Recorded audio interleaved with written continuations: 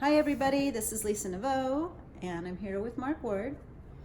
He is a gentleman that I met with and had coffee with and started talking and realized that he has a very good way of speaking for men. And I feel that when we're going to create common grounds, we need to have everybody involved, but we still need to know how to talk about what's happening, talking about the pain that we're feeling, talk about some of the breakdowns that were occurring, but get both sides of the story. So I'm going to go ahead and let Mark tell you a little bit about himself, and then we'll probably just jump right in. Thank you, and I appreciate that. It feels a little bit lately like maybe men haven't been asked to share their side of the story, which is fine. So I am the owner and co-founder of The Zen Soul, which is a company that's all about helping men and women to get in touch with their highest self, as well as to heal past injuries as well as present injuries. So I appreciate being on the show with you. Thanks for joining me.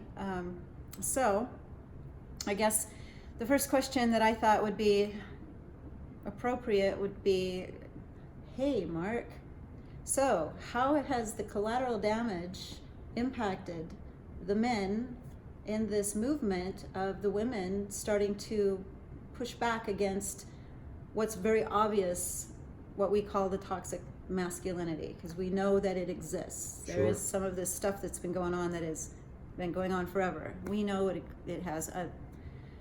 Every woman I know has been impacted by it, but I think a lot of guys have been thrown under the bus. Sure. So what do you see that's happening with the work that you've been doing? Yeah, and we're not all jerks, right? No. And it's been going on, like you said, forever. I'm glad you said that. It's nothing new. In fact, it's been going on for so long that, with the women's rights movements and just so much where the pendulum has shifted so far, and in some ways the pendulum has shifted maybe farther than it should have shifted. Mm-hmm. In other ways it probably hasn't shifted far enough.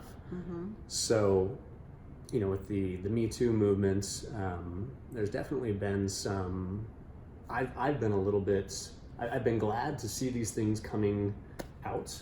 Mm-hmm. Like finally, like a light has been shined on some things that everybody knew was happening for a long time, just no one talked about it in public circles. Mm-hmm. That has to be incredibly validating, especially for victims.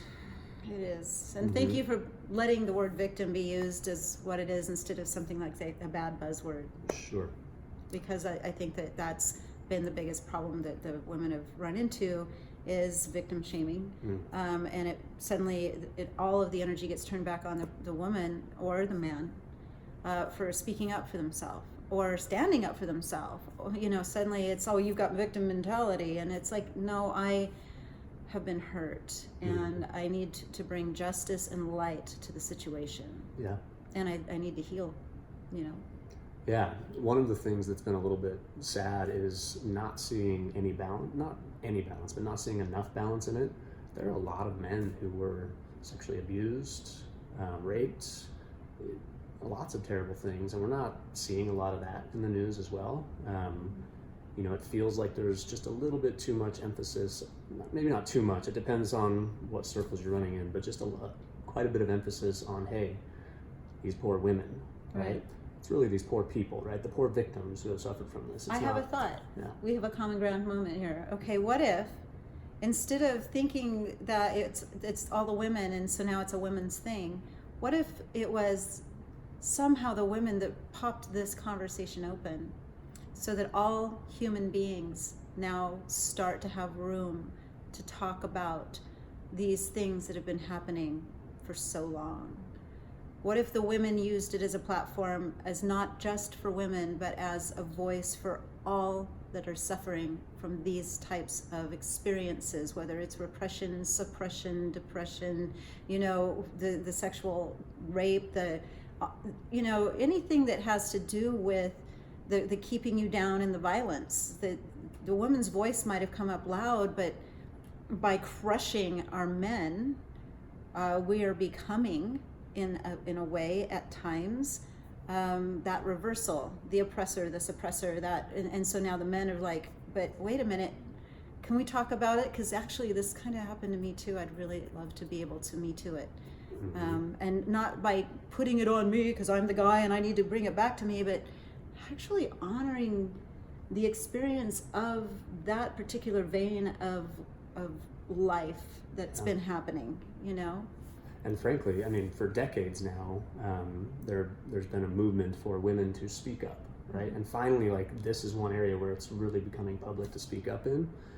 And when was the last time, like, a man who was a victim, who's experienced something that in a masculine world might seem weak, when was the last time a man was encouraged to speak up about an injury, right? No, never, right? Especially by other men. It's no, you shut up. Like, you don't act like you need help.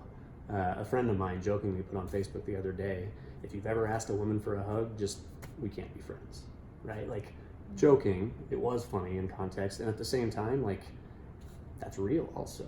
Is it? See, in the women, now here's an interesting thing, because we've been given permission to use our voice throughout time in a way of having expressing our feelings. You know, we might have gotten slapped down for it, but it was never, we didn't have that kind of peer pressure from our own. We were always given this voice, and now we're being encouraged even more to use this voice.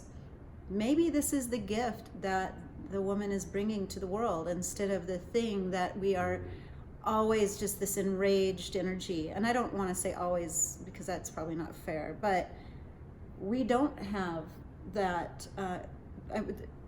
We were both repressed. He was repressed, I was repressed. So I think I want relationship with men, and I am still running into a lot of men that, due to that repression, they show up in ways that seems that they're uncaring and that they're unfeeling, and some of them actually are. They repressed it so down, it was so bad that now when it's time for them to show up, they don't know how. They don't know what to say. They don't understand what's going on, and a lot of them are getting worse because there's that pushback. Yeah. Right? Yeah, and I love that. I love that idea that movements like this could bring both women and men to a place of, hey, like, it's okay to not be okay. Yeah. And that's all right. So it's, I love that. Because we're human beings. And we really, all of this division that's happening right now is not bringing us closer to humanity, it's pulling us further from it. Because instead of finding the thing that we're all about, that the spirit that lives inside of us, or the fact that we're made of, you know, with a heart and with a mind and with the same stuff, none of that seems to be as important right now as what you did to me and what I did to you, and keeping myself safe, and I'm guilty.